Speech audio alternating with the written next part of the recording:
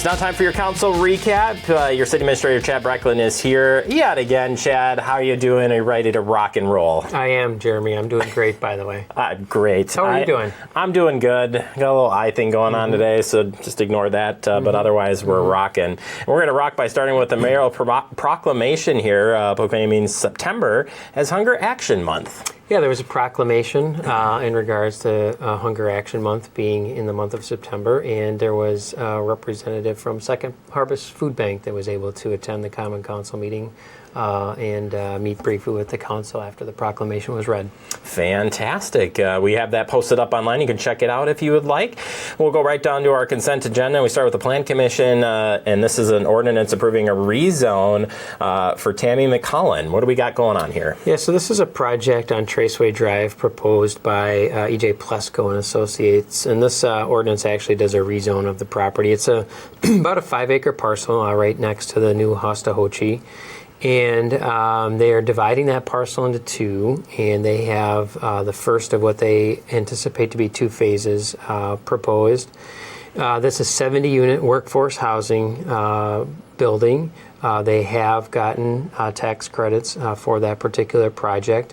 There was some lengthy discussion both at the Common Council and Plan Commission meeting in regards to this project, more specifically related to the desire for more density and a desire for underground or covered parking. Ultimately, after quite a bit of conversation, this was approved on a roll call vote by a 7-1 margin. So the first phase of that project has gotten its rezone and will now work through the remainder of its steps. All right. Resolution number 2 is authorizing the city to request to amend the urban service area development for the Wisconsin Department of Corrections juvenile facility. Yes, so the Wisconsin Department of Corrections has planned to construct a new juvenile detention facility near the intersection of U.S. Highway 14 and County Highway MM in that general vicinity there. The DOC currently has water and sewer service coming from the Village of Oregon for another property there in that vicinity, and this new building will also receive water and sewer service from the Village of Oregon. So what we need to do in order to extend the service there is we need to do an amendment to the city's urban service area, which is generally defined as, those areas with municipal water and sewer through the Capital Area Regional Planning Commission. So this was the authorization to go ahead and move forward with that. So that was approved. All right, down to Board of Public Works. They have a resolution approving the first amendments to an agreement subdivision improvements for a plot in the Jamestown Quarry area. Yeah, so the Jamestown Quarry project is across from the Target on McKee Road, and there are 4 businesses that are being constructed that front McKee Road. There are subdivision improvements that are required before certificate of occupancy can be granted to any of those 4 users. By and large, most, if not, it's not quite all, but the vast majority of those improvements are either complete or nearly complete. And one thing that had to be pulled out of this, an amendment to get more time, is there was some lengthy lead time needed for some overhead signage, I believe it was. So this basically pulls that signage out as an amendment, gives it a different timeline for later this year when it'll be in and installed. Doesn't have significant impacts on the overall flow, ingress, egress at all, so that'll allow these businesses to get their certificate of occupancy when they're ready to do so. Fantastic. We're excited. Yeah, we'll move on to Chick-fil-A is coming, Jeremy. That's right. I'll go pick it up for you and I first go around here. We have an acceptance of subdivision improvements for Phase 2 plot in the Jamestown Quarry as well. Yes, so as part of this development, this was accepting these subdivision improvements that have been complete. Those are all the public improvements that you see. If you've been over there, you've noticed turn lanes added or lengthened, additional stoplights put in, traffic markings, and all of those sorts of things. Anything that is coming to the city, so to speak, to maintain moving forward, that's generally what's covered in these subdivision improvement agreements. That work has been completed, the city has inspected it, and now we're taking acceptance of it. All right. We'll turn our attention to Transportation and Transit Commission. They have an ordinance here creating a traffic impact analysis requirements for new development. We'll just leave it at a new development. What do we got going on here? Yeah, so we're amending sections of our Code of Ordinances that mentions a traffic impact analysis requirement. This is something that city staff has been expecting of developments for quite some time, but we're now codifying it in an ordinance so that it's clear to developers that our ordinances require this to be done, and the guidelines obviously are available through our engineering team and ultimately on the city's website. There are different tiers of the size of developments to the depth of the analysis that must be completed. But this ultimately just codifies some practices that the engineering team has already been doing. All right. Down to Ag and Rural Affairs Commission. They have a resolution for farmland preservation map updates. Yeah, so we're required every year to provide an update to the Farmland Preservation Plan map. That gets, I think, filed with Dane County, and then Dane County files it with the state, if my recollection is correct on that. And it might not be. But ultimately, we need to have this map in order for any of our folks who have agriculturally zoned parcels to claim tax credits for those parcels based on farmland preservation or agricultural related activity. All right, we go on to Finance Committee. They have a resolution amending the 2026 general fund budget for fire medical supplies. Yeah, Fitrona EMS, which serves the city of Fitchburg, was a bit low on some medical supplies. Our fire department happened to have excess available of those particular supplies, so our fire department sold them to our EMS district, and this basically accepts that money and allocates it to the budget.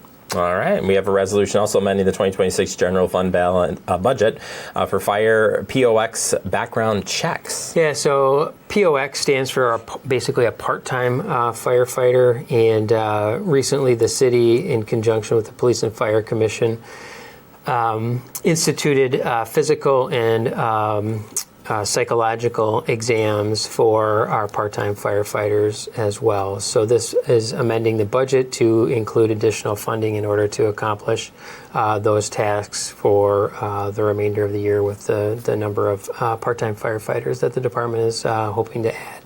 All right. Under direct referrals, we got a few here. We'll start with a resolution amending the 2026 general fund, insurance fund, and technology fund budgets to hire 2 additional firefighters. Yeah, so Mayor Radafrada, as well as Alders Lattice and Lepper, proposed this resolution that would allow a budget amendment utilizing funds that are allocated for the operating expenses for the new police services facility that won't be needed this year because the building is still under construction and won't be occupied until next year, using a portion of that money in order to hire 2 additional firefighters that could begin this year. I anticipate Human Resources will begin the process very soon on this. I think Chief Sarver estimated within about 30 days or so he would anticipate that process being concluded and potentially having these 2 new firefighters on fire engines at that point in time. And also Mayor Radafrada has included these 2 positions in her upcoming proposed 2027 operating budget. So obviously, we recognize there have been some staffing challenges in our fire department as well as our police department to a large degree, and quite honestly, pretty much anywhere throughout city departments. But clearly, we had to make some changes due to overtime. And its impact not only on the budget, but more importantly on the well-being of our firefighters. And this is an initial step to add some additional staff. Just to be clear, more staff would need to be added to fully address this issue over the long term, but at least this is a step, to help coming up with a contribution to a long-term solution. All right, we'll move on to resolution second direct referral here on a resolution ratifying the 2025-2027 collective bargaining agreement with IAFF. Yeah, so this is a collective bargaining agreement with the city's fire union. The contract covers 2025 through 2027. We had been negotiating a new agreement with the fire union that ultimately ended in an arbitration hearing. Recently, the arbitrator selected the city's final offer related to this contract, which did provide a change from a vacation and holiday to a paid time off bank while still maintaining a separate sick leave bank, 3% cost of living adjustments in 25, 26, and 27 with retroactive pay to current active union members employed with the city. There was an addition of a 7-year step in this contract as well. It might be missing another highlight or two there. But ultimately, this was a rather lengthy process and has now been approved by the City Council.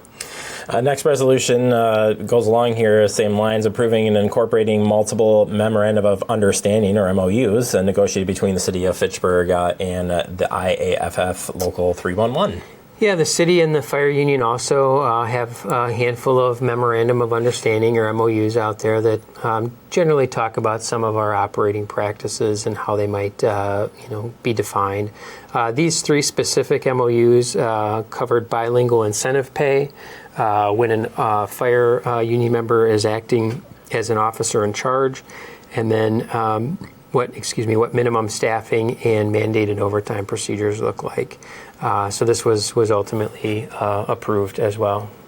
All right, and then we have an acceptance of a well facility, number 12 bids. Yeah, so we're working on a well facility over in the South Stoner Prairie neighborhood, adjacent to South Stoner Prairie Park.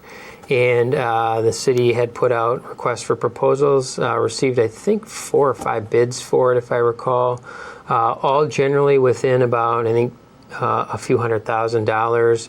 Ultimately, the city is accepting the lowest bid on this. It met all of the city's bid specifications, reference checks all checked out, and was just a bit under the engineer's estimate on what this project would cost. So we'll be looking to see a well facility be constructed, and it will have restrooms that will be available for park users there.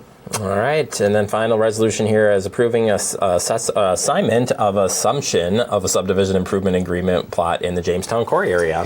Yeah, between the fire department resolutions and Jamestown Quarry project, there were a number of things on the council's agenda. So basically what this does is the original owner of this land where the development is happening, the city had a subdivision improvement agreement with that owner. That owner is responsible for completing those improvements. And he and the developer have an agreement now where the developer is assuming the responsibilities that are mandated under that subdivision improvement agreement. So that assignment was approved. All right. Next committee of the whole meeting is August 26th. Next common council meeting is September 8th. Thank you so much, Chad. You're welcome.